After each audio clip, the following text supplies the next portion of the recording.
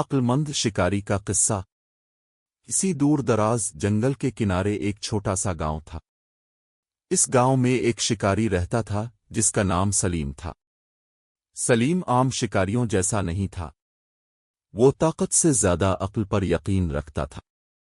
اس کا ماننا تھا کہ جو انسان سوچ سمجھ کر کام کرے وہ کم محنت میں زیادہ کامیابی حاصل کر لیتا ہے۔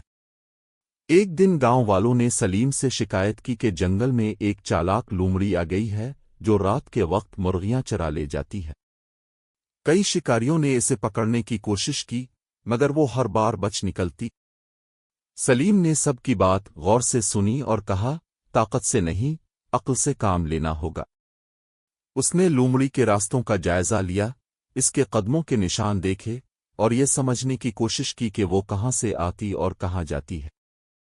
اسے معلوم ہو گیا کہ لومڑی ہر رات ایک خاص راستے سے آتی ہے اور ایک پرانے درخت کے پاس رکتی ہے۔ سلیم نے ایک منصوبہ بنایا۔ اس نے نہ کوئی جال لگایا نہ ہتھیار اٹھایا، بلکہ اس نے درخت کے پاس ایک ٹوکری رکھی جس میں خوشبودار گوشت رکھا اور اس کے اوپر ہلکا سا ڈھکن رکھ دیا۔ رات کو جب لومڑی آئی تو گوشت کی خوشبو نے اسے اپنی طرف کھینچ لیا۔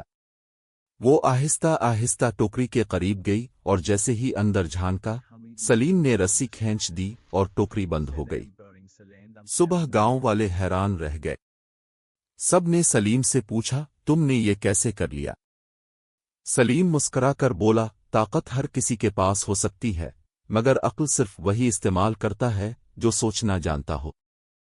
اس نے لومڑی کو مارنے کے بجائے جنگل کے دور حصے میں چھوڑ دیا تاکہ وہ دوبارہ گاؤں نہ آئے۔ سبق: جو انسان غصے یا جلد بازی کے بجائے عقل سے کام لیتا ہے وہ مشکل سے مشکل مسئلے کا حل نکال لیتا ہے۔